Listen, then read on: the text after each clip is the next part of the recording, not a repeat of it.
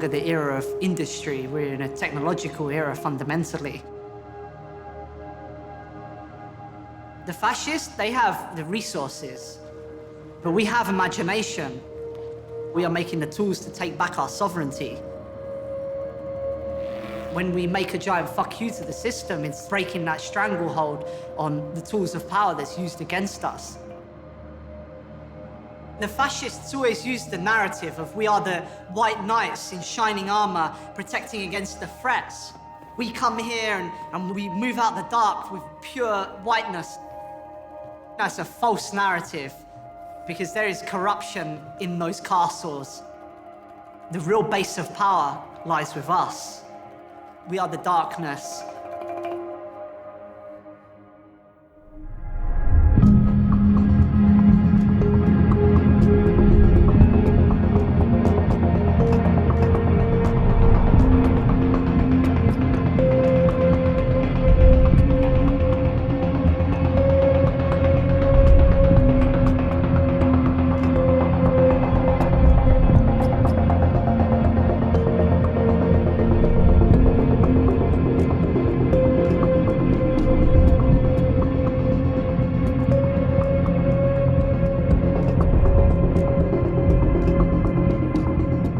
Trial which potentially could have very far-reaching implications has just started in New York City. The jury will decide a case that could impact the future of internet privacy. Thousands of drugs came through the black website called Silk Road. The government overstepped their boundaries to acquire the info they claim they have. This is not going away. This is going to be the biggest takedown of what is currently in existence.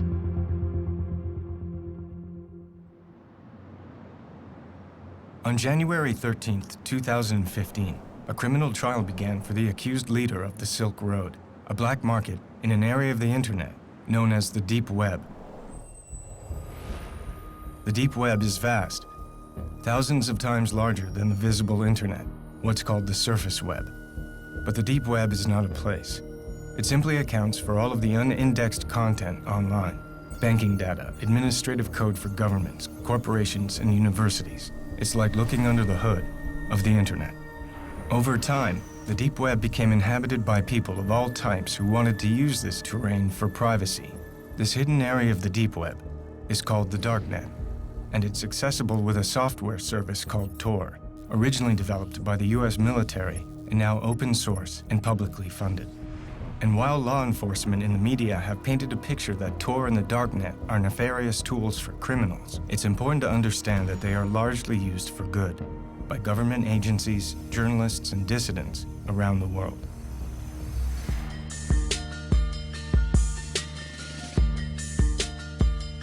In the summer of 2011, an ad for the Silk Road appeared on the Darknet. The Silk Road was an underground exchange for any type of goods, but mostly it was used for drugs. There have always been drug markets online, but none with the scale, sophistication, and ease of use as the Silk Road. It would not remain underground for long. Hundreds of thousands of users use the impossible-to-trace website which sells drugs, forged documents, and even hitmen. It's called the Silk Road. Just look at some of the 13,000 items offered through that underground site.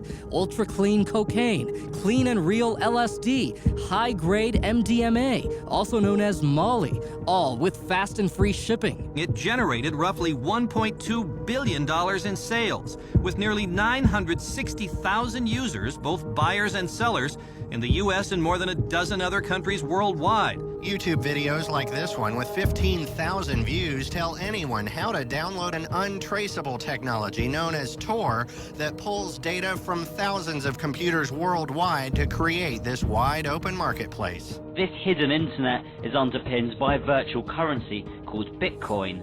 Bitcoins offer anonymized transactions which can be almost impossible for the police to trace.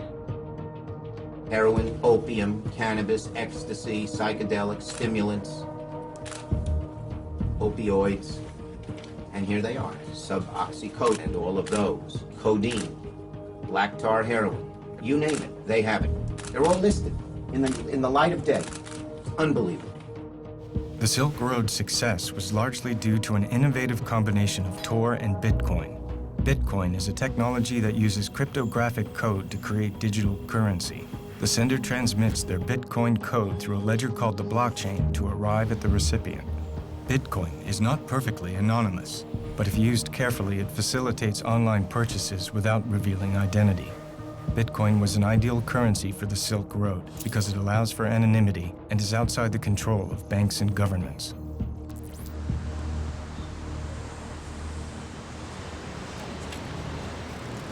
I really became aware of the Silk Road when Adrian Chen at Gawker did his profile.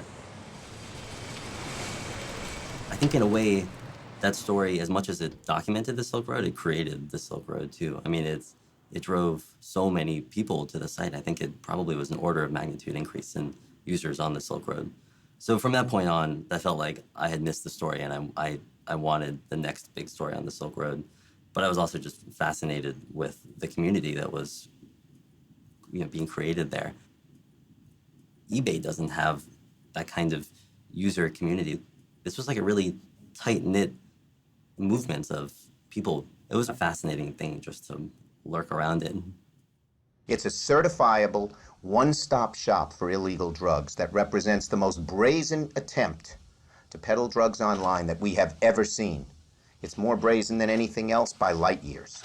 I mean, they had a really big, target on their back, and they even had been taunting, to some extent, law enforcement and, the powers that be by doing this in the open. And that's actually part of what these marketplaces are about. It's not so much about selling drugs as much as it is to make a political statement of sorts, right? This shouldn't be prohibited. We're free to do what we want, and we have the technology to do it, so there. The news around the Silk Road came almost entirely from law enforcement and government officials with little insight from those who were behind the market itself. So the core architects and vendors of the Silk Road were sought out. Using encryption keys to verify their identities and preserving their anonymity, this is the first time they have spoken publicly. The Silk Road forums were a better community than I've ever seen in real life. There were many threads that had great political and philosophical discussions. Sure, there were illegal things going on, but this was a real community of like-minded people. The Silk Road didn't appear to have a single leader. There were the regular posts from the system's administrator, but otherwise the service appeared to be primarily community-run. Then on February 5th, 2012, after a highly successful first year of business, the Silk Road administrator made an announcement. I need an identity separate from the site and the enterprise of which I am now only a part. I need a name. Drumroll, please. My new name is Dread Pirate Roberts. You're the Dread Pirate Roberts, admit it. With pride. The Dread Pirate Roberts was cribbed from the mythical character from the novel and film The Princess Bride, and the choice was no accident. In the original story by William Goldman, the Dread Pirate Roberts was a nom de guerre handed down from user to user and passed along eternally. The man I inherited from was not the real Dread Pirate Roberts either. The real Roberts has been retired 15 years, and I have been Roberts ever since. I shall retire and hand the name over to someone else. This Dread Pirate Roberts, or DPR, would come to spearhead the Silk Road forums and was generally assumed to be the creator and owner of the site. The Dread Pirate Roberts to me seemed to be kind of the most interesting figure in that whole world. On the Silk Road forums, he was constantly posting these manifestos and love letters to his users and libertarian philosophical treaties, and he even had like this Dread Pirate Roberts book club where he hosted discussions of Austrian economics and free market philosophy. At the same time, nobody knew who he was. He had never spoken to the press before. I approached him on the Silk Road forum mid-2012 and started kind of just like trying to persuade him to talk, chipping away at him and just bugging him constantly. The actual trigger, I think, that made him decide to talk was this competing dark website called Atlantis. They were really much more aggressive in their marketing than the Silk Road.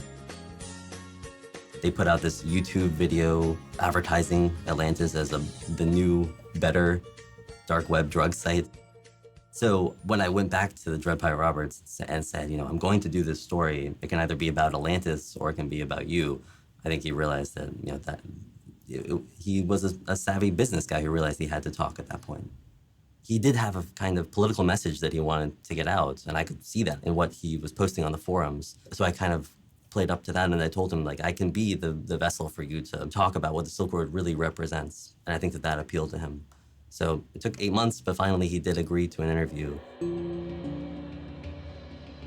Of course, he didn't tell me anything about himself, where he lives, you know, his age, identity, anything that could be remotely identifying. I didn't start the Silk Road. My predecessor did. From what I understand, it was an original idea to combine Bitcoin and Tor to create an anonymous market. Everything was in place. He just put the pieces together. The most I'm willing to reveal is that I am not the first administrator of Silk Road. He was incredibly secretive, of course, about the inner workings of the Silk Road and, you know, his own identity, of course. I mean, he was hunted by every law enforcement agency that you can imagine. The management of Silk Road is a collaborative effort. It's not just me making sure Silk Road runs smoothly. More often than not, the best ideas come from the community itself. But he did tell me like some interesting things about how he viewed himself and and the way that the Silk Road works. We don't allow the sale of anything that's main purpose is to harm innocent people, or that it was necessary to harm innocent people to bring to market. For example, anything stolen is forbidden. Counterfeit money and coupons which are used to defraud people. Hitmen aren't allowed, and neither is child pornography. No substance on Silk Road falls under those guidelines. This went beyond just, you know, like legalizing marijuana or even heroin. He wanted to see a new relationship between individuals and the government, where the government was, you know, basically hamstrung and couldn't control what people bought and sold. At its core, Silk Road is a way to get around regulation from the state. The state tries to control nearly every aspect of our lives, not just drug use.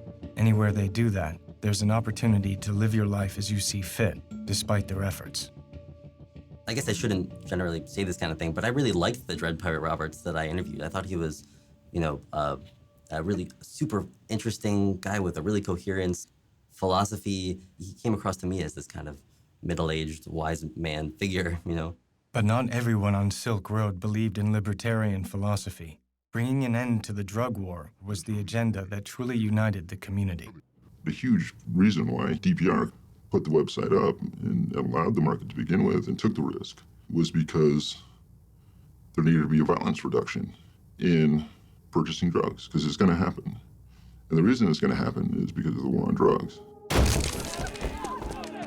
The violence isn't just from the people buying and selling the drugs.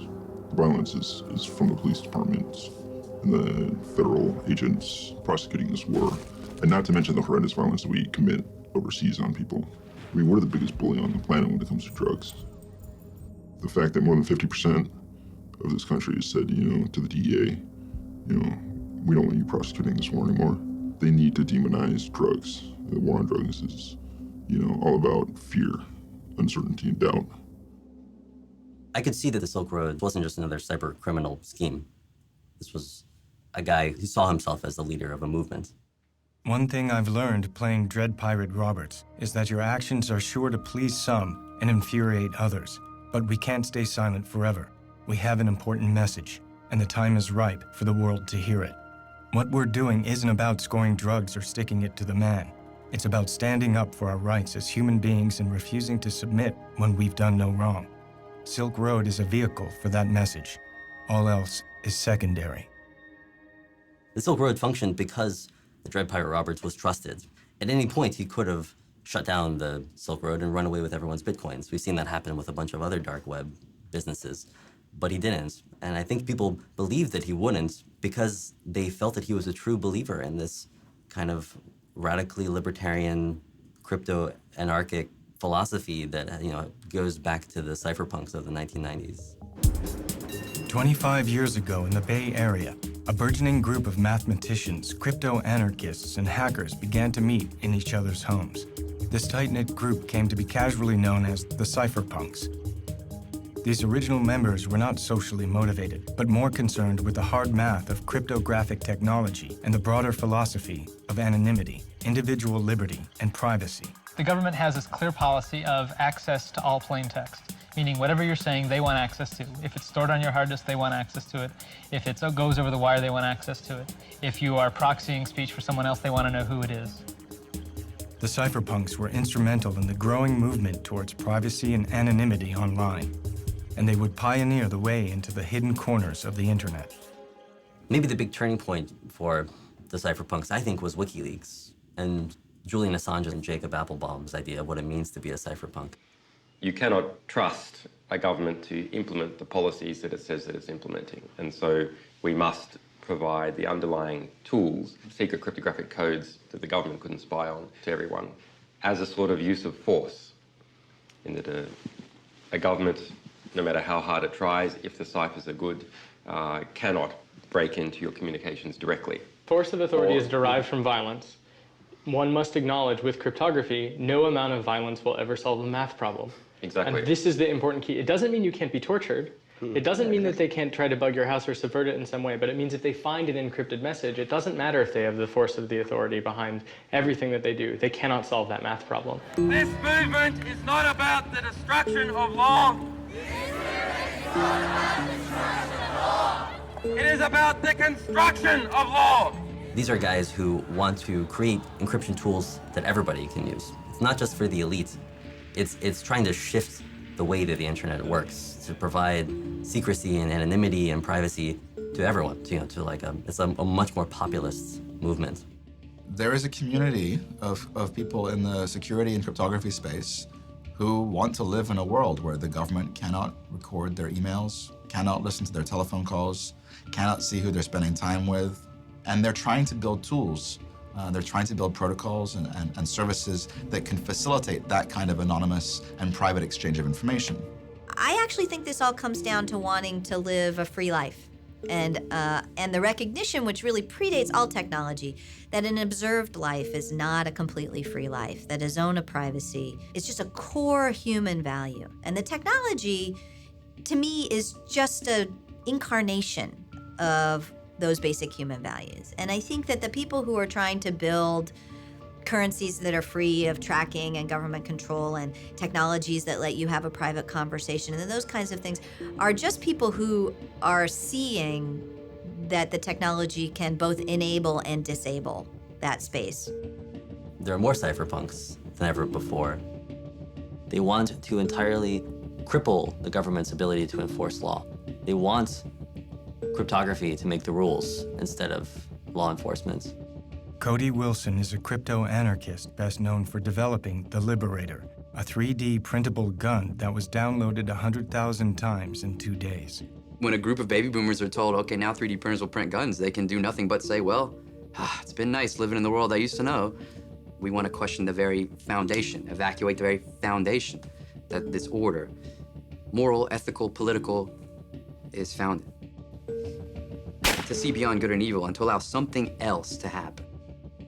This is where the figure of DPR is so interesting to me. Like, is he a liberal? Like, is he a Misesian like he says he is? Oh, he believes in libertarian market principles and, man against the state and all these principles of freedom and axioms of, or is he someone else like who I hope he is, or someone like I would try to hope to be, who was just looking for a way, a mechanism to help peek beyond good and evil a little bit? And is he more enthusiastic about what he's allowed to be opened up, the doors he's opening? Of course, there will be a dark side to the dark web. And if we want to enable this true crypto-anarchic future, anyone who's working on that, I think, has to reckon with the fact that they are going to be enabling really nasty things along with this kind of information freedom revolution that they're taking part in. By August of 2012, business was booming. The Silk Road had become a thriving, anonymous, and unregulated black market. The internet being used in this way posed a major threat to the government, greater perhaps than selling drugs. Even as a law enforcement officer, I still wouldn't know where to go and buy crack on the streets or buy heroin, but I do know how to go online and find it. It's downloading some software, and next thing you know, you're there, and you can purchase a service or drugs very easily. Since when does a teenager become obsessed with the daily mail delivery? Fidgeting and pacing made this Fisher's mom suspicious. So when her family's mail arrived, she grabbed it and found a cartoon DVD box addressed to her son with something extra. a package of white crystals. So she confronted her 14-year-old, and both their lives changed forever. I don't think anybody really cared in law enforcement until Senator Schumer went, oh my God, we got to do something about this. Today, I'm calling on the DEA and the Department of Justice to immediately shut this site down before more damage is done. Because if you think about what law enforcement at the federal level has to do to even start a case, I don't think this case would have been started if it wasn't for some political impetus by, a senator saying, we need to look into this.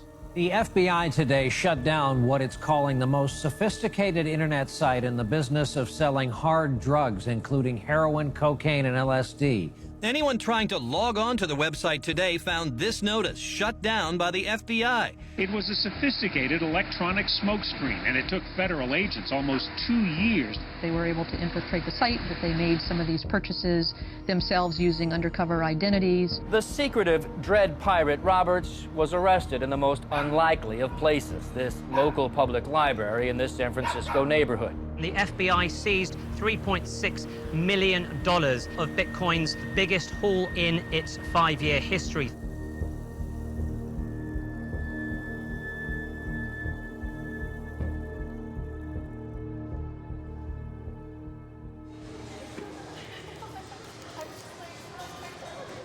When the criminal complaint first appeared in October, it describes this 29-year-old kid named Ross Ulbricht. Not only do they say that he has run this billion-dollar-plus black market conspiracy, and they accuse him of drug trafficking and money laundering and somehow computer hacking charges as well, which is something that I had never associated with the Silk Road. But then also in this criminal complaint, there is outlined his plot to pay for the murders of a potential informant and a blackmailer. It seems at least one Silk Road user threatened to reveal the identities of thousands of others. So investigators say Ulbricht tried to execute a murder for hire on that user, offering $150,000 to a would-be hitman because, quote, "This kind of behavior is unforgivable to me, especially here on Silk Road. Anonymity is sacrosanct." It threw me for a loop. It was really not the Dread Pirate Roberts that I had ever imagined. This connection between Ross Ulbricht, who plenty of evidence suggests that he was involved in the Silk Road.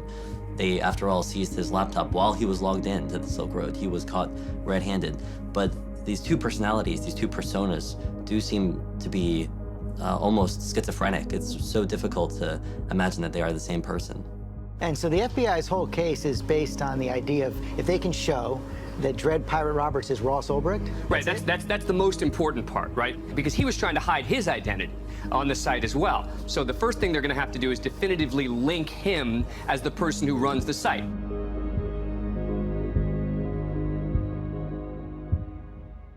Oh man, it was yesterday, actually. I was on my computer and I was on Facebook, and there's this guy that I know, and he's very into like Bitcoin and cryptocurrencies and stuff like that.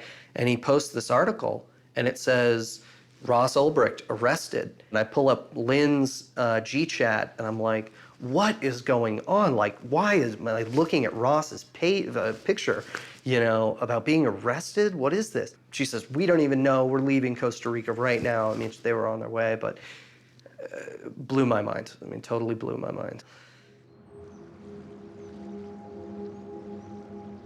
Ross William Ulbricht grew up in a suburb of Austin, the only son of Kirk and Lynn, with an older sister named Callie.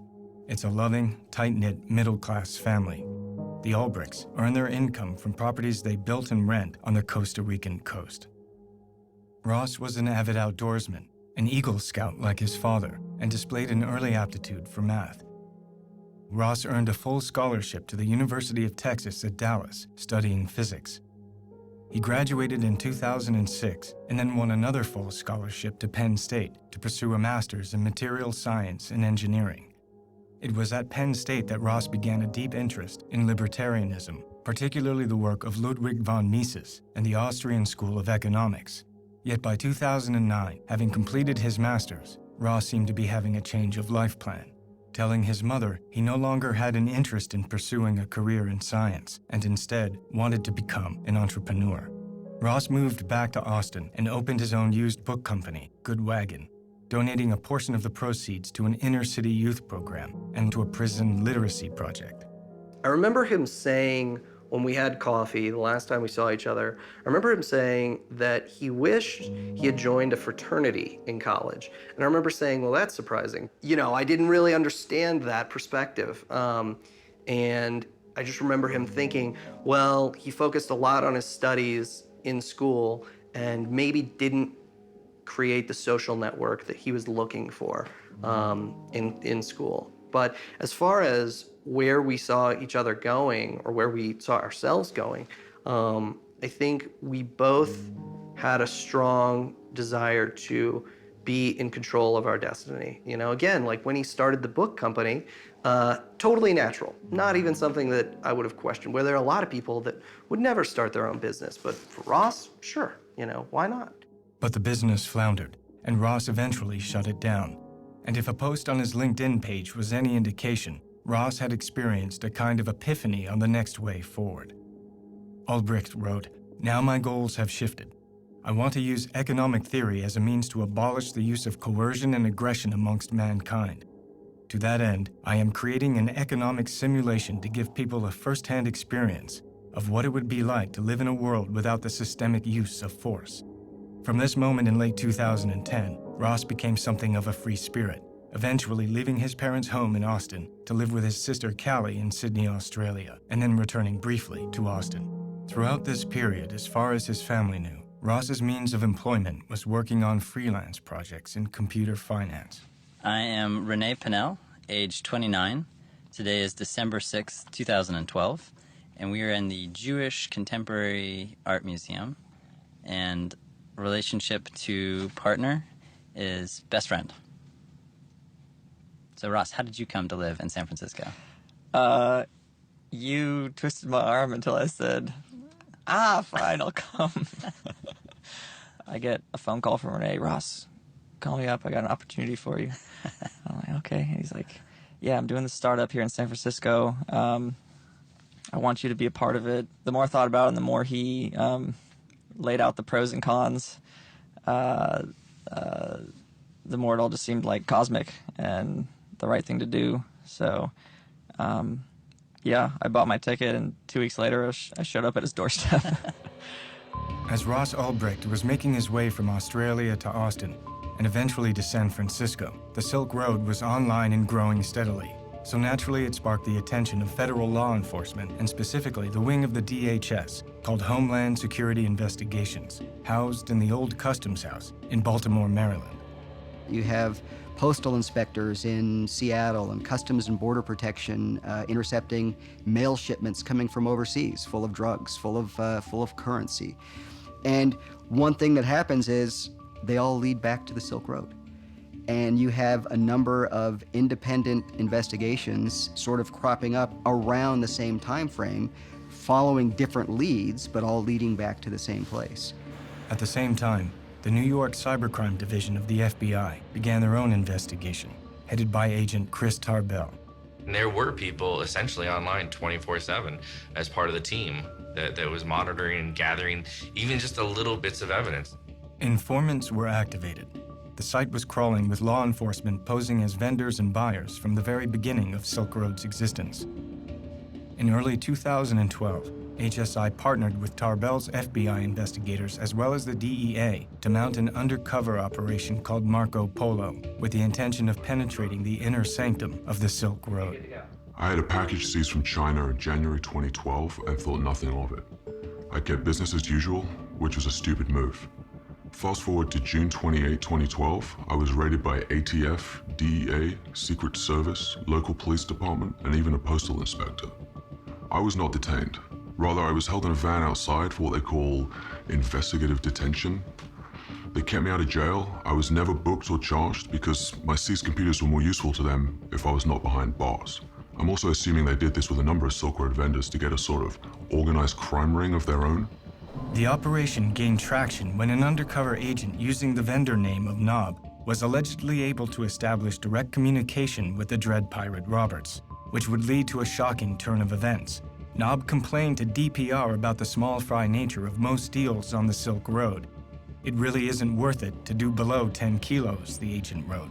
DPR offered to help find a buyer for Nob, and allegedly turned to one of his most trusted partners, known only as Chronic Pain, to put the deal together. Chronic Pain had been one of the core administrators of the Silk Road from the beginning, a frequent contributor to the forums who shared the Silk Road vision for reducing harm in the drug trade. But these halcyon days were about to end. In order to facilitate this drug deal, Chronic Pain gave the informant his home address. Federal agents immediately apprehended Chronic Pain at his Salt Lake City home and were surprised to discover that this 47-year-old family man named Curtis Clark Green was a darknet criminal. At some point, they're going to catch one of those people. And what do you do in a typical drug case? You roll that person over as a cooperating witness. And in this case, one of them, they got really lucky. And he was an administrator on the system. Green had access to other Silk Road's users' accounts and financial records, including Dread Pirate Roberts. I have to assume he will sing, DPR wrote to Knob, the undercover agent. I'd like him beat up. Then the next day he allegedly wrote, "Can you change the order to execute rather than torture?" A murder was staged, and a photograph of Green's bloody body was sent to DPR, who paid for the hit in Bitcoin. There would be 5 more alleged murders for hire, including ordered hits against a blackmailer, a scammer, and an apparent contract with the Hells Angels. The names of 2 of these victims were found to be fictitious, and authorities have no evidence of any murders being carried out. The alleged attempted murder of Curtis Green allowed the authorities to obtain an indictment against Dread Pirate Roberts, charging him with drug offenses, attempted witness murder, and murder for hire. Of course, they still had no idea who the Dread Pirate Roberts actually was. So the embedded agents continued to communicate with DPR, and DPR continued to respond. In June of 2013, Ross moved into an apartment that he found on Craigslist.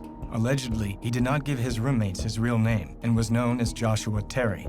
At the same time, IRS agent Gary Alford was investigating the Silk Road and through a simple Google search was able to locate an early email on the open internet discussing the launch of the Silk Road Marketplace and connect that email to an account owned by Ross Ulbricht. 1 month later, postal inspectors at the Canadian border seized a package of fake IDs with Ross's image that were en route to his home address. Ross was visited at his apartment by several DHS agents. The agents handed Ross a false California driver's license that bore his picture but a different name. Ulbricht denied ownership or knowledge of the fake IDs, and the agents simply left. If you suspect somebody may be involved in a large-scale criminal enterprise, going and knocking on a door with some evidence of fake IDs is important. Because you can see the guy face to face, you may get some useful information out of an interview.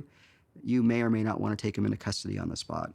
Let's sit back and let's really go after this in a much more global way, if you will, because there's a lot more here than just one count of fake IDs. The next big break in the case would be achieved by FBI agent Tarbell and his cybercrime team, who had somehow located the Silk Road servers in Germany and Iceland.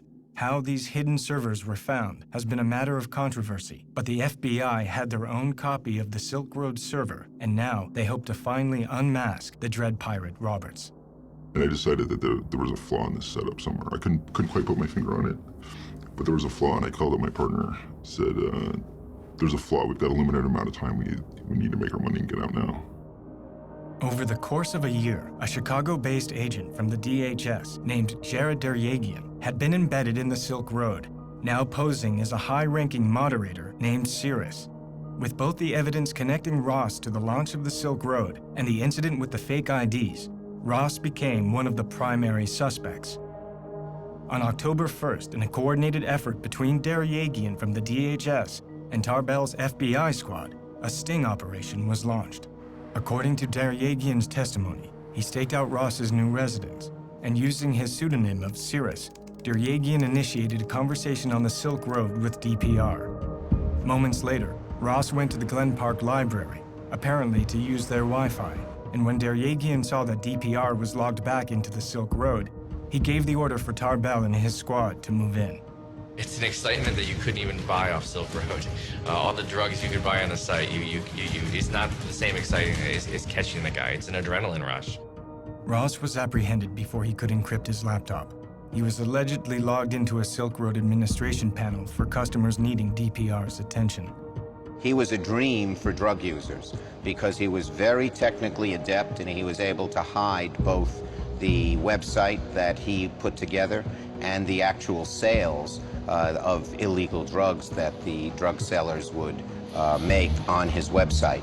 The Silk Road was seized and shut down, and charges were announced against a number of core partners and vendors from the site. Ross was held for over a month in a jail in Oakland, awaiting extradition to New York. Ross's family was able to raise over $1 million for his bail, but the prosecution argued that due to the alleged murders for hire, Ross was too dangerous to release, and so his bail was denied. I thought it was the wrong decision. He wouldn't have been a flight risk, and he has never been and is not a danger to anyone. For him to say, well, I'm gonna, put a hit out on someone, it's ludicrous. I could understand it being one of these other DPR workers, getting all egotistical and crazy and maniacal and doing it. That I could see. There was more than one person using the DPR account? I believe it was at least 2 other people, if not 3, at one point. Doesn't matter. That's why they're dredging up this, hit, contract, baloney. But, because of the involvement of the senator and all that other shit, they're gonna cook them. The data seized from the Silk Road servers included all internal private messages, which revealed that many people collectively ran the site. One vendor with the username Variety Jones was active from the beginning of the Silk Road.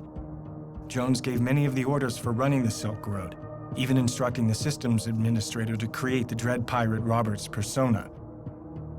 But Ross Ulbricht remained the primary focus of the investigation. Ross has been incarcerated for over a year in the Metropolitan Detention Center in Brooklyn, awaiting trial. 6 weeks of that time was in solitary confinement. Ross pled not guilty and denied being the Dread Pirate Roberts. His trial was set for November 10th, 2014 in New York City. If convicted, Ross faces a minimum sentence of 30 years with a maximum sentence of life in prison. You taking a video? Mm-hmm. Should we? Look at that hairy fucker. Yeah. These big guys are generally not too. I would let him off somewhere. Where is he? It's hard. It's hard on a family.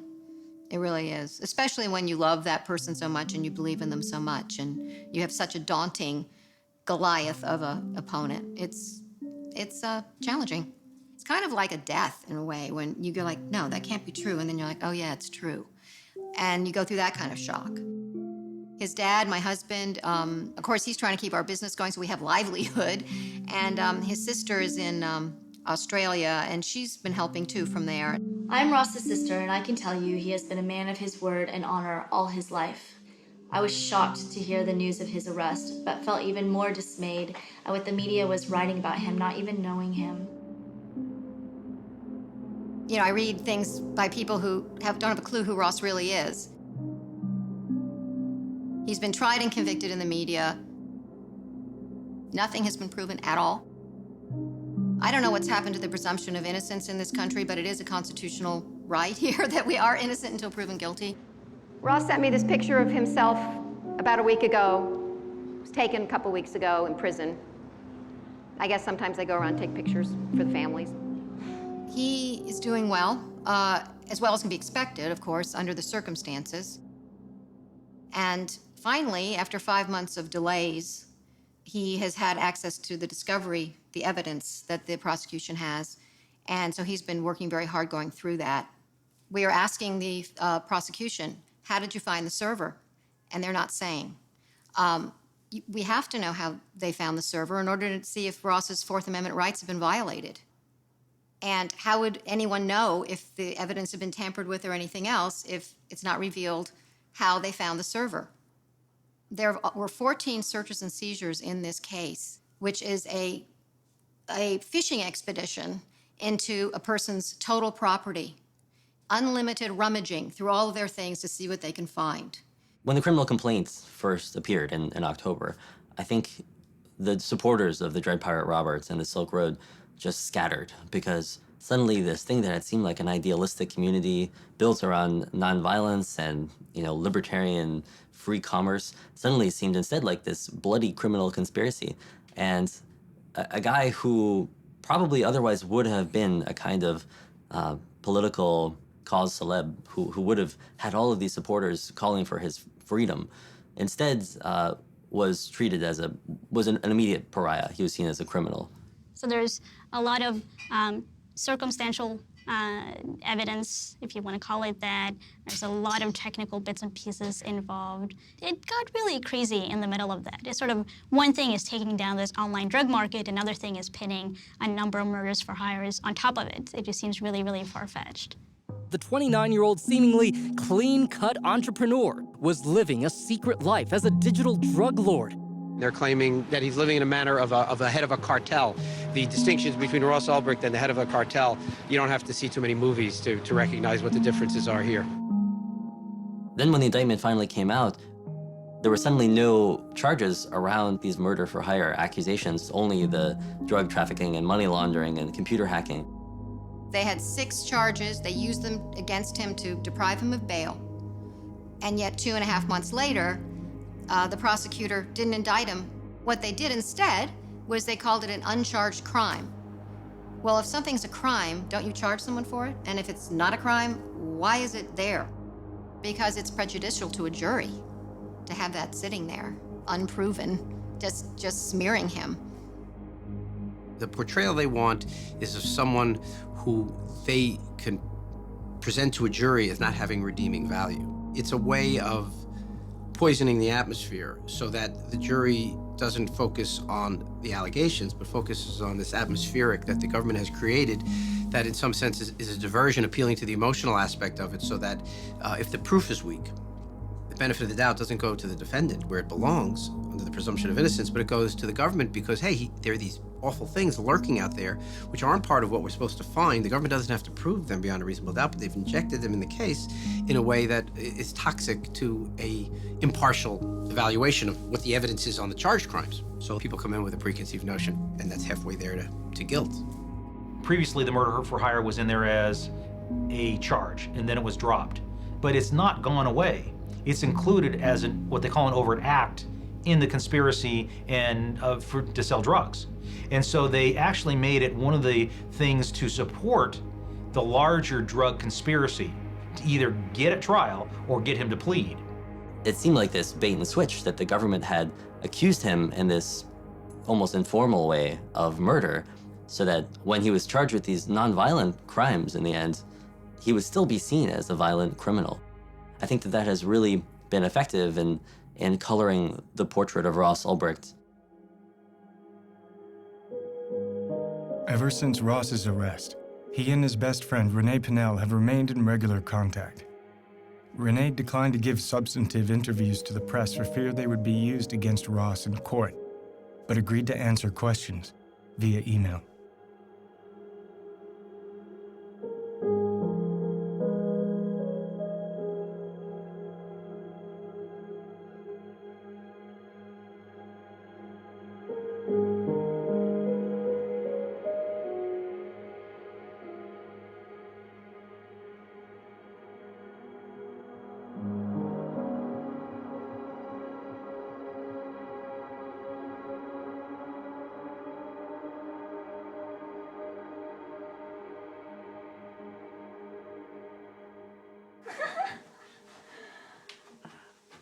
I'm a little teapot, short and stout. Here is my handle, here is my spout. When I get lost, hear me shout. Tip me over and pour me Yay!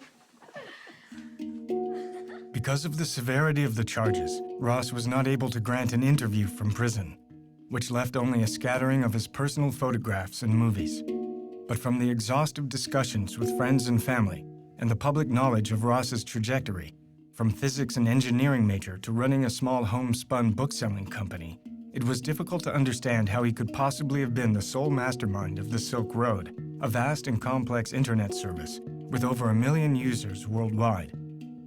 Ross was certainly bright and studious with a deep interest in libertarian economic theory, which clearly echoed the mandate and philosophy of many of the posts of the Dread Pirate Roberts. But he had no experience whatsoever in computer coding or scaling large internet companies. So how did Ross connect to what little is truly known about the Dread Pirate Roberts? DPR was motivated by a pacifistic philosophy and an agenda of creating victimless exchange and reduced harm in the drug trade. This ethos would be embraced by the chief architects and vendors of the Silk Road and reverberate through the entire community. There were quite a few people that I didn't sell to, just because I could tell that they were obviously, not mature enough to handle using these drugs and didn't know enough. It was like, go read first, go figure it out, then come back to me and I'll sell you some. But I'm not going to pop your cherry and kill you, potentially. But heroin in particular, I was very careful about who I sold it to because it was not stepped on. It was the best heroin on Silk Road. The Silk Road appeared to be a successful experiment in creating a pacifistic community, overseen by a figurehead with a deep-rooted ideology. But these core ideals of the Dread Pirate Roberts were completely at odds with the murder-for-hire allegations.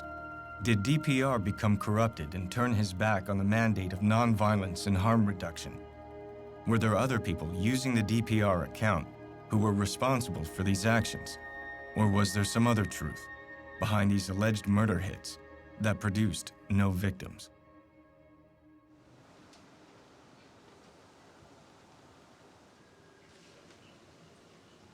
We don't know the first piece of evidence that led the feds down this chain of investigation to the San Francisco library where Ross Ulbricht was arrested.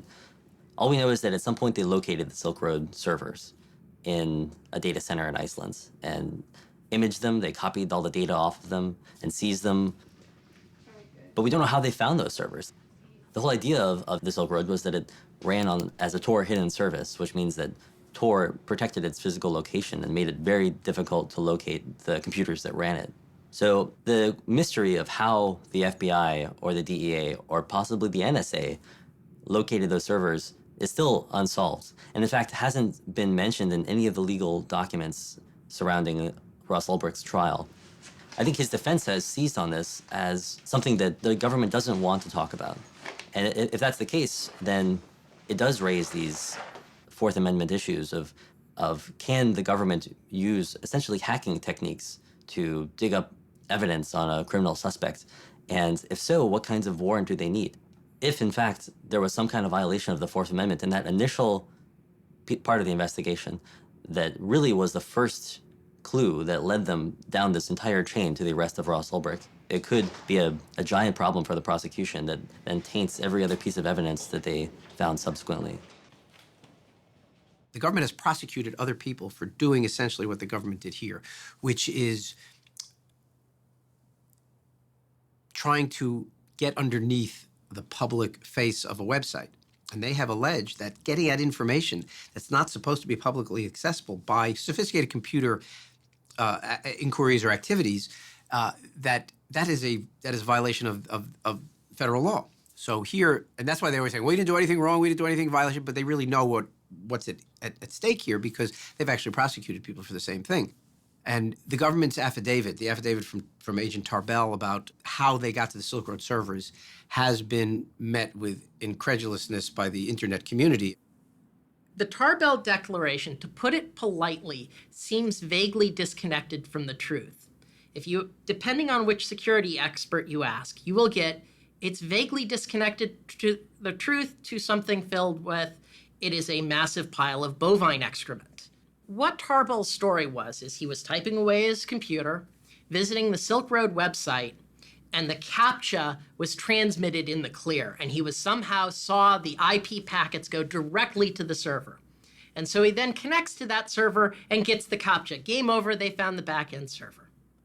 Unfortunately, this was playing fast and loose with the truth, because the logs provided to the defense show that what Tarbell found was not the CAPTCHA image, but instead a PHP MyAdmin page. The server was running some stuff over the clear, but not the CAPTCHA. So Tarbell's story doesn't mesh with the FBI's own evidence. they hacked his servers, and with that access could essentially do whatever they wanted. Given just the institutional pressure to take this thing down, it's naive to think that they didn't. Of course it's on the table that this is how they discovered him. I mean, he was dealing with Tor. He was dealing with all these technologies which we know are the subject of NSA investigation, as revealed by Edward Snowden. It's at least reasonable to assume that there's been this kind of parallel construction or interference, or like not playing by the rules that the state deals out for you to play with. But then again, we all know that it deals the cards. It runs the game anyway. It's naive to think that this wasn't an available option. The issue is whether the agent could have done what he said he did. The theory that's been brought forward in the testimony by the individual agents that did it, they were able to manipulate part of the server to cough up an address that shouldn't have been given up. And that address came back to Iceland, and that server there was hosting the Silk Road hidden service. I think we're not going to know till we go to trial, and we may never know for sure. There's always this balance of trying to be forward-leaning in your investigative techniques and making sure that you don't trample on rights at the same time. You want to stay well within the bounds of your legal authority, because if you step over the line, the evidence is going to be tossed, it's not going to be admissible in court, and you may wind up jeopardizing the outcome of an entire investigation. And so I think what agencies will try and do is they'll want to step right up to the line, maybe get a little bit of chalk on their toes, but don't step over it. Ross's lawyer made a motion to dismiss the case based on the disputed seizure of the Silk Road servers, arguing that admitting this material not only violates his client's Fourth Amendment rights, but would set a dangerous precedent for the rights to privacy of all citizens. The judge, Catherine Forrest, sided with the prosecution, stating that the Tarbell Declaration was acceptable, and the motion was denied.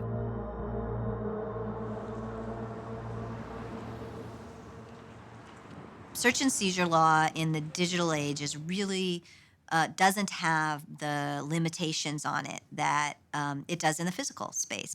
And we see it not only in the search and seizure laws, like what is the standard upon which they can come and grab your computer? What kind of searches can they do on your computer once they have it? Do they just get everything? We see this at the border, or we see this at search incident to arrest. People now carry around smartphones that have their whole lives in them. And if they get stopped, law enforcement is certainly right now in a lot of places taking the position that absolutely anything that's connected that's on that device, including logging into your accounts that you can log into from that device, is fair game. If the prosecution gets away with this warrantless seizure of Americans' data, as well as all these other foreigners, it could have a lasting precedent for how the Fourth Amendment works in the digital age. And I think that, in fact, may be the most lasting effect of the Silk Road. Generally, what happens in the criminal law field is that there's some case of major proportion that is used as a means of changing rules or expanding exceptions to constitutional protections. And once it's there, once the precedent is set, it then trickles down very quickly and very easily into all sorts of ordinary cases where, the ends justify the means. Then all of a sudden, it's now spread. The average citizen may say, well, why is this important to me? Why do I care? I'm not buying drugs on the network. Nobody I know is buying drugs on the network. But it's not just about that. We're a democracy. And informed citizens understand they have a right to privacy, and that the Fourth Amendment protects against unreasonable searches and seizures. Information has to be encrypted, and that goes from a large corporation down to an individual. And so for those who are arguing that information should not be encrypted, certainly that makes it easier for law enforcement to combat, but it also makes it easier for the cyber criminals to attack. It makes total sense that criminals are among the early wave, along with the sort of paranoid people, of these new tools and services. But that doesn't mean that they're the only people using these services. There are a hell of a lot of journalists that I know and regularly communicate with now over Tor. But, for the people who oppose this technology, who see it as a threat, the fact that criminals use it is a great way to demonize it. I definitely do believe that there are people in the U.S. that don't think that the government is doing anything wrong. It's not necessarily something that you're concerned with or that you care too much about or that you're really passionate about until you're standing right in the middle of it. And it's something far more dangerous than any website could ever be, is what our government has become and how they operate. This goes back to that question of the government kind of trying to treat the internet differently without following the same kind of judicial processes. Well, the Supreme Court has proven that they do not agree. You know, recently with Right. Riley versus California with an illegal search of a cell phone. Precedent can be set that will limit their ability to infringe on our rights. Someone asked how her political views have shifted. Because suddenly she's standing right in the middle of Tor, Bitcoin, the war on drugs, online anonymity, encryption. And she's had to learn a lot of different things, and also just not only just the whole legal system, but everything around the technology and the case. After over a year in prison, Ross delayed the trial 2 months, stating that important discovery evidence he needed to examine had only just been delivered to him by the prosecution. The FBI shut down what it calls the most sophisticated and extensive criminal marketplace on the internet, but it may be finding new life. The arrest of Ross Ulbricht and closure of the Silk Road did nothing to hamper drug sales on the darknet. Many new markets immediately appeared, including a relaunch of the Silk Road itself, also run by someone calling themselves the Dread Pirate Roberts. And like its predecessor, the Second Silk Road also claimed a mandate of reducing violence and harm in drug transactions. The Dread Pirate tweets, "Silk Road, while under my watch, will never harm a soul. If we did, then we are no better than the thugs on the street."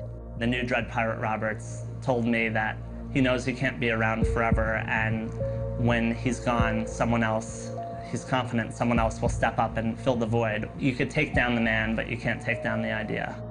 By this time, statistics appeared claiming the first Silk Road had succeeded in its mission of reducing violence in the drug trade.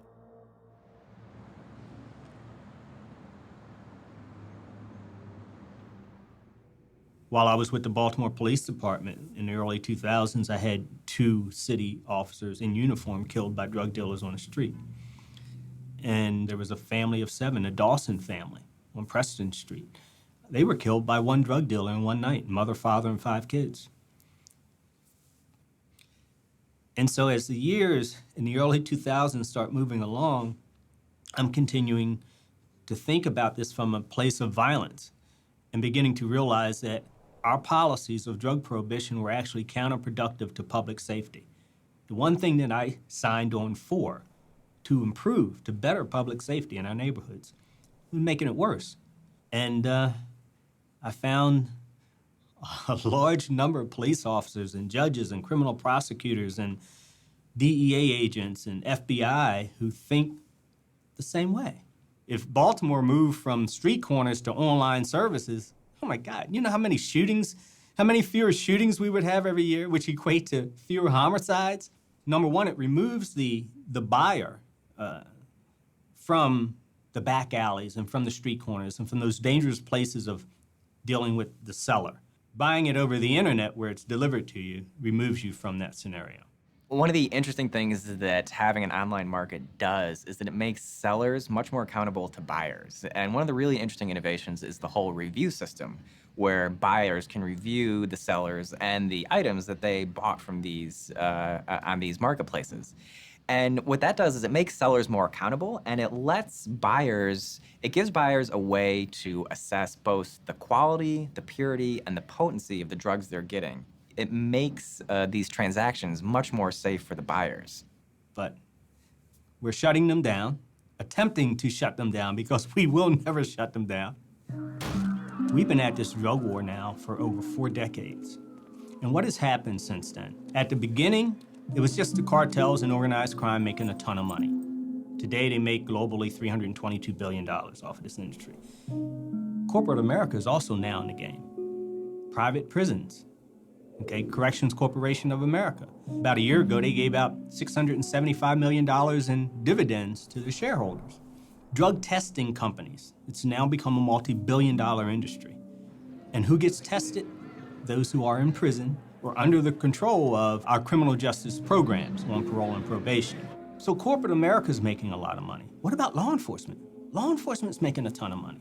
The government's 1033 program, where we get armored vehicles and machine guns and whatever we want of the surplus military equipment, that's because of the drug war.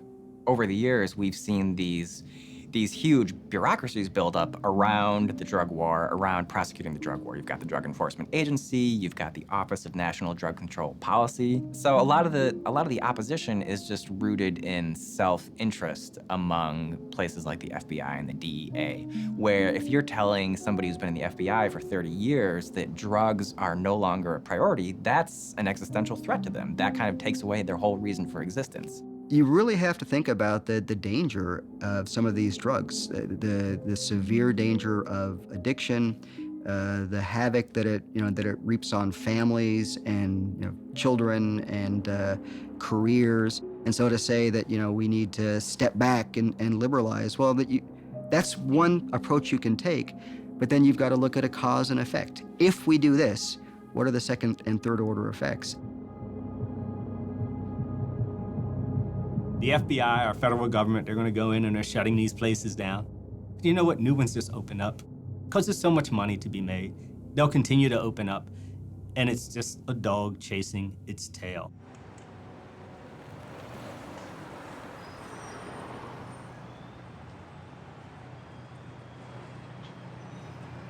We're a team, and we've been working on this thing together right from the start. The way it's affected me is in some ways very much the same as affects Lynn, but I don't have to go out there and talk to reporters. And we kind of set it up that way. It's hard enough having your loved one in prison, but then the whole media thing it definitely adds a pressure. I've known for a long time that the media wasn't reporting the whole story, that it was skewed. I see what Lynn and I are doing as a pushback to that. Ross has been in there a year, and he's avoided all violence, even though it's been around him. That has matured him for sure.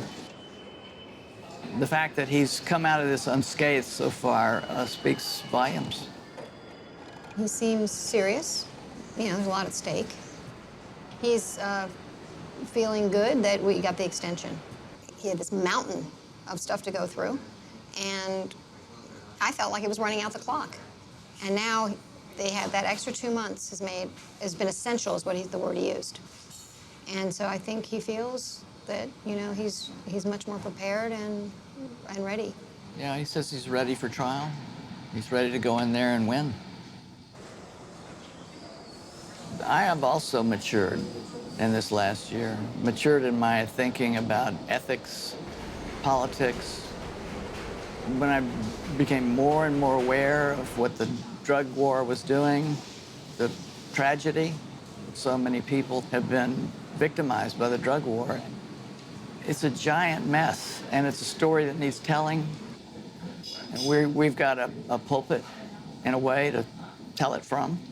It's so weird to be doing all this, and it's distracting, and it's challenging, and you want to do the right thing, and then it's all about Ross, and then we go and we see him and hug him and talk to him and hold his hand, and it's just like, Ross. It's such a disconnect, and it's just so hard to see him in there.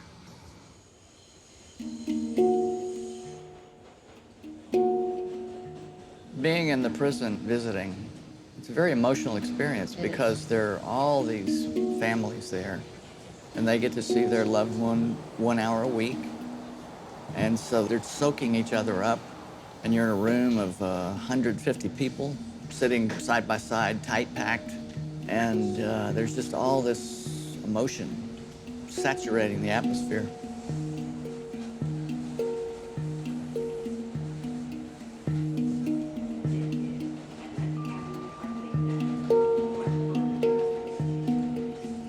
The prisoners have segregated themselves. But as loved ones coming to visit, there's no sense of segregation, race at all. We're just 150 people whose hearts are breaking.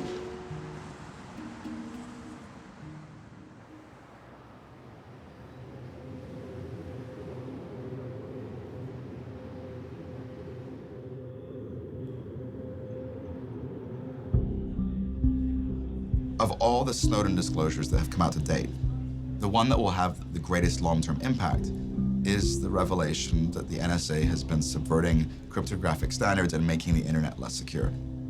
That disclosure, those articles, have radicalized a new generation of cryptographers, a new generation of computer scientists who are now intent upon building tools and services that can withstand pervasive government surveillance. You see our wireless from Barclays Bank. They like Bitcoin, so they're supporting our work. They're providing us with free Wi-Fi from the bank.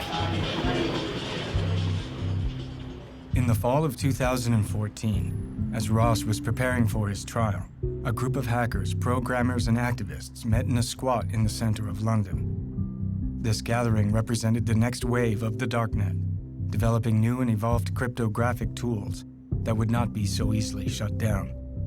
Open source is incredibly powerful. Open source is responsible for WikiLeaks, Wikipedia, Linux, which runs all of our infrastructure, for Firefox, for BitTorrent, for Bitcoin, for all of these, for encryption, for all of these real uses of tech, not the yuppie Angry Birds or silly apps that these people make, you know?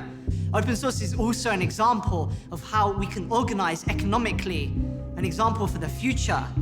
To build the products we need without needing proprietary industry, without needing the points of control, without needing masters and slaves and babysitters. It's not enough to build privacy-preserving tools. It's not enough to write revolutionary research papers and design amazing cryptographic primitives.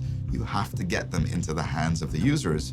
And I think in the future, what you'll find is that tools like Tor, tools like OTR, like PGP, like Bitcoin, will be built into the services and applications that you use, and you won't know they're there. We want to empower the individual, protect the small guy. We have a mistrust of central authority. We believe in freedom of information. First of all, we had the centralized drug marketplace, Silk Road.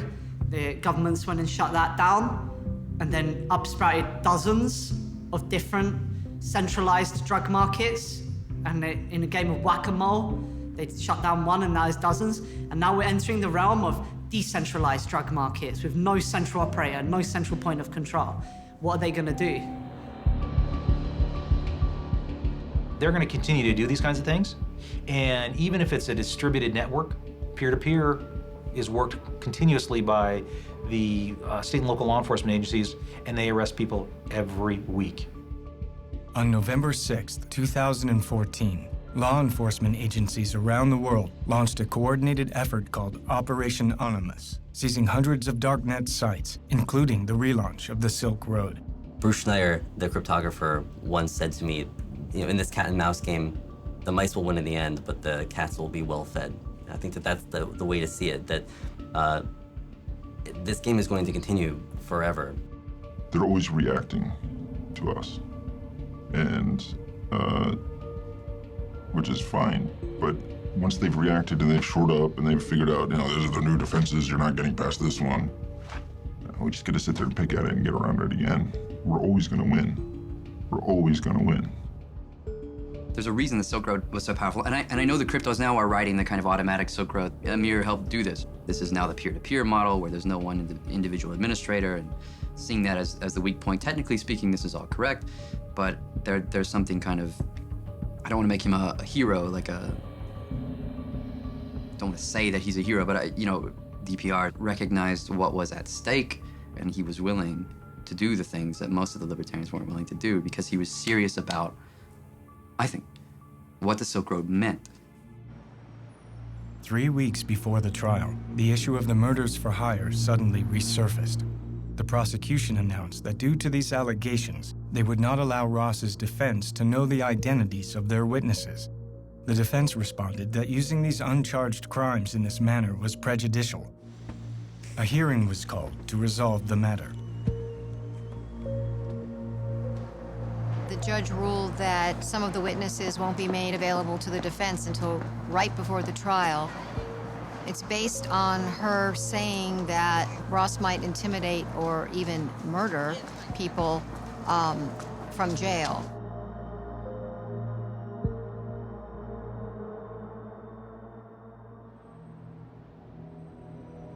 When all this first happened, I said, well, it would still have been necessary to say that, well, this man's a murderer and he was only out for his own gain, and he had casual, what do you call it, a callous disregard for human life.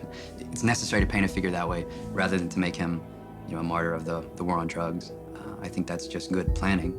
I think it's going to be difficult to have a fair trial. If you are innocent until proven guilty, then with all the evidence and all the stories that have been written, I think it's going to be really difficult to find people who are not influenced by any of this at all going into it.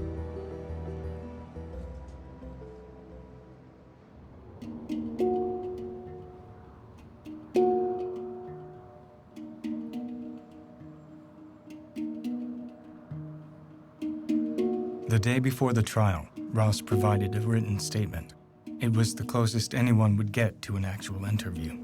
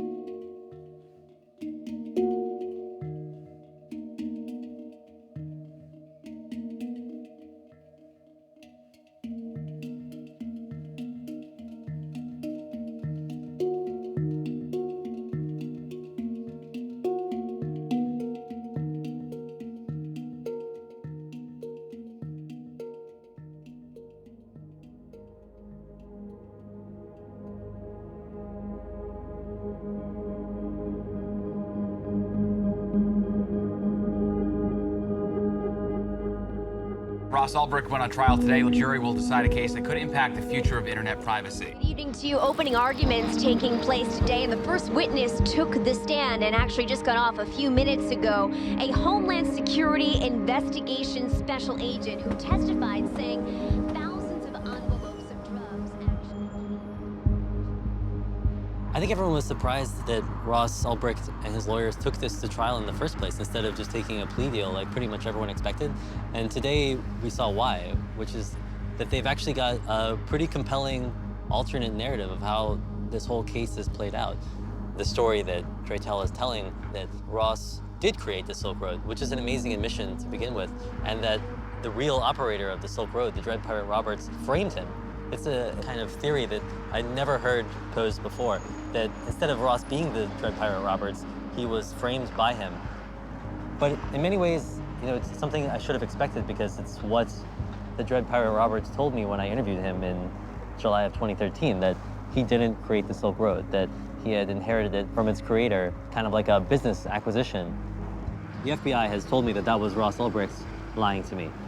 If it is a lie, it would require just a lot of foresight and planning, kind of like an amazing game of chess or something. In the first days of the trial, the prosecution presented evidence that Ross kept a journal on his laptop describing his involvement in the Silk Road, and that the Bitcoin seized from his laptop came directly from the site, while the defense would argue that Ross abandoned the Silk Road after creating it, and that the journal and the Bitcoin were planted on his laptop. Andy, you interviewed Dread Pirate Roberts. What's the evidence connecting Dread Pirate Roberts to Ulbricht directly? Well, in the first couple of weeks of this trial, which is ongoing now, we've seen that the prosecution has a very strong case. Once they seized his laptop, they found that he had kept a journal. If this is in fact Ulbricht's journal, his defense claims it's not. Right. He documented the administration of this site for years. He has a logbook of daily activities.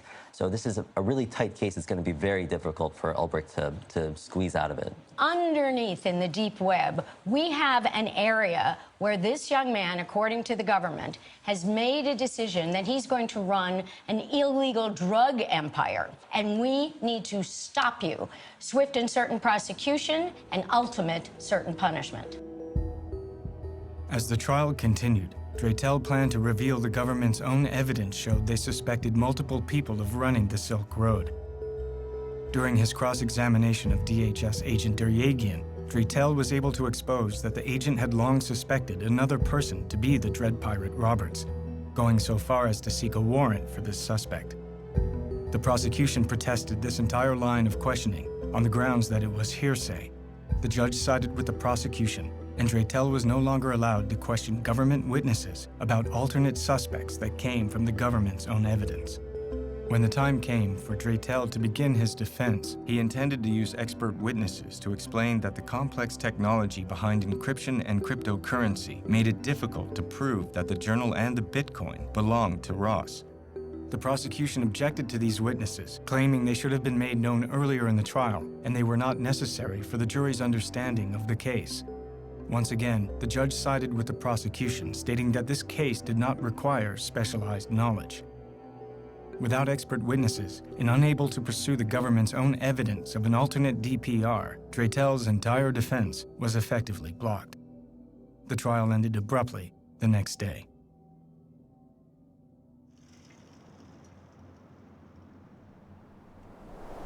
The trial of Ross Ulbricht raised more questions than it answered. Did we really know the full truth of the Silk Road case? Would this case set a precedent for the warrantless search of Americans' digital property? Whatever the ultimate outcome, it was clear that the fall of the Silk Road was not the end of a chapter, but the beginning. And the movement to create tools and services for online privacy is stronger than ever. The trial of Silk Road mastermind Ross Ulbricht concluded when the jury found him guilty on 7 different counts. It included 3 drug charges, as well as computer hacking, money laundering, and even a kingpin charge of continuing a criminal enterprise. Now, Ulbricht faces a minimum of 30 years behind bars, but his defense plans to appeal this decision. Anyone here, all of us, are going to be judged by things for which there is no attribution in real life. There's only attribution on the internet where things can be created, modified, edited, moved, hacked. Was it a fair trial? No, I don't think so. As the actual verdict was read, the word guilty was said 7 times. Ross was just staring straight ahead. I don't know what was on his face. But afterwards, he turned back to look at his family, and he had this really heartbreaking kind of stoic smile.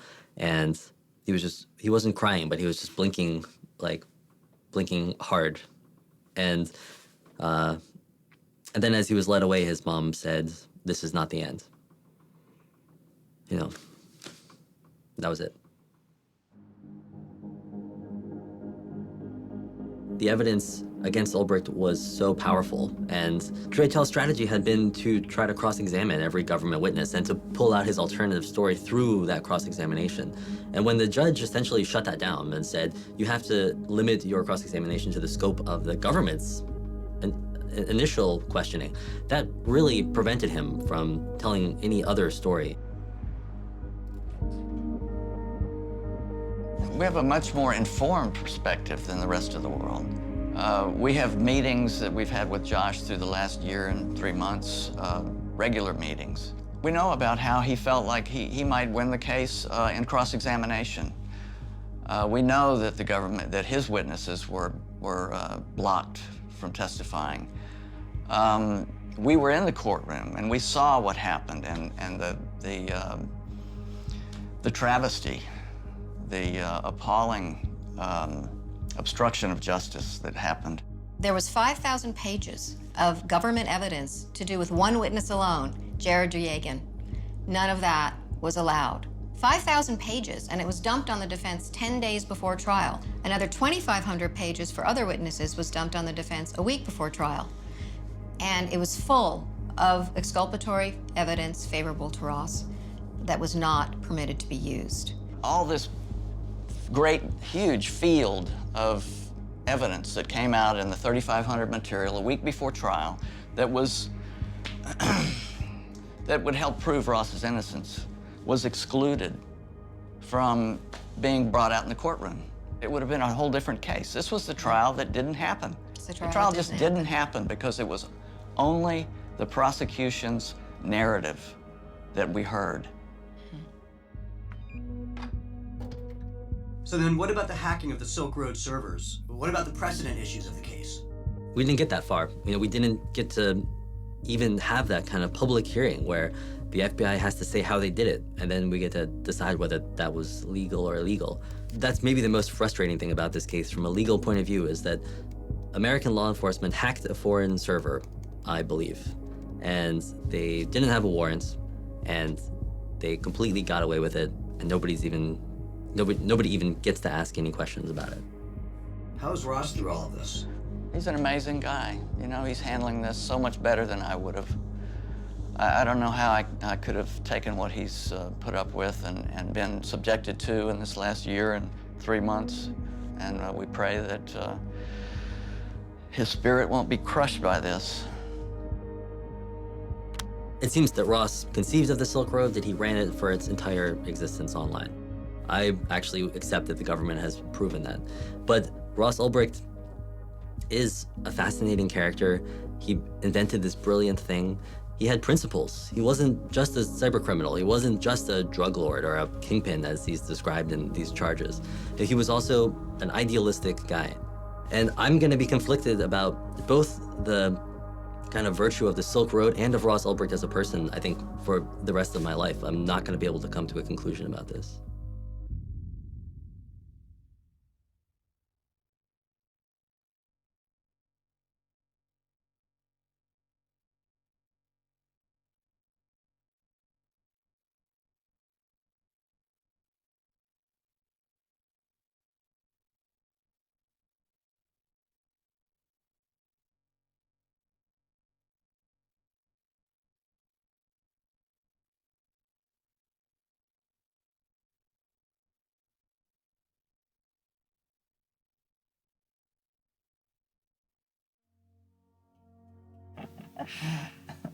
I don't know. You got any more questions, or should we wrap it up? Yeah, future outlook. What are you gonna do over the next 5 years? Like one sentence. I'm gonna.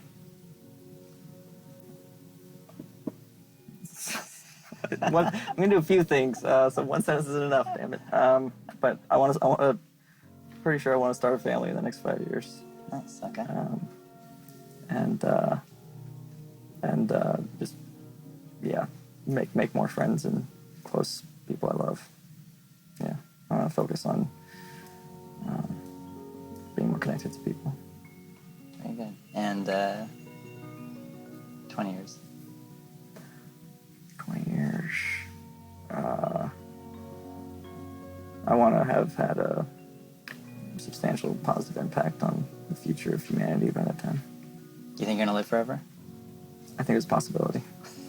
I honestly do. I think I might live forever in some form by that time. I mean, technology is changing so fast. Yeah. Cool. I hope I'm there. Sweet. Someday we could be a shining beacon of hope for the oppressed people of the world, just as so many oppressed and violated souls have found refuge here already. Will it happen overnight? No. Will it happen in a lifetime? I don't know. Is it worth fighting for until my last breath? Of course. Once you've seen what's possible, how can you do otherwise?